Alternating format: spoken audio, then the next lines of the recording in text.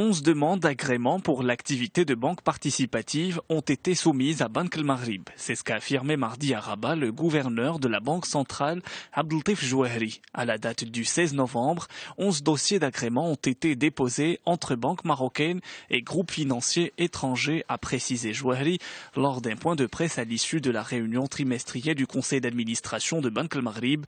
Pour les banques qui n'ont pas déposé leur demande, elles peuvent toujours envoyer leur dossier complet pour être examiné par les comités des établissements des crédits, a indiqué le gouverneur. Concernant l'échéancier du lancement des banques participatives, Jouahri a fait savoir qu'il sera vraisemblablement pour 2016. La production industrielle et le taux d'utilisation des capacités de production ont connu en novembre une stagnation selon Banque el-Maghrib.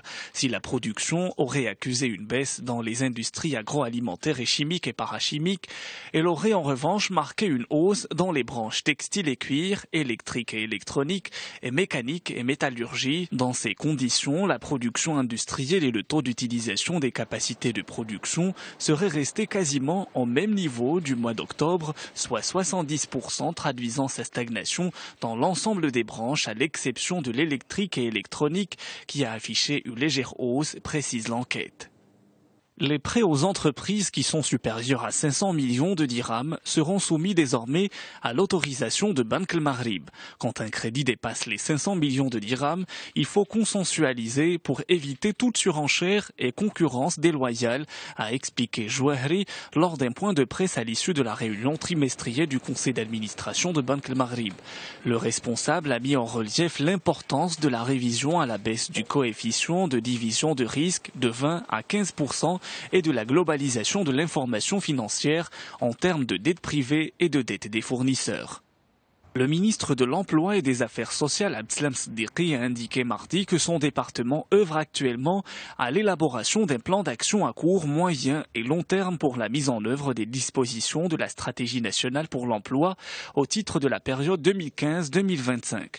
Le ministre a souligné que cette stratégie, en tant que mécanisme de promotion de l'emploi productif, sera exécutée avec la participation de tous les partenaires socio-économiques, les opérateurs locaux et toutes les autres parties concernés.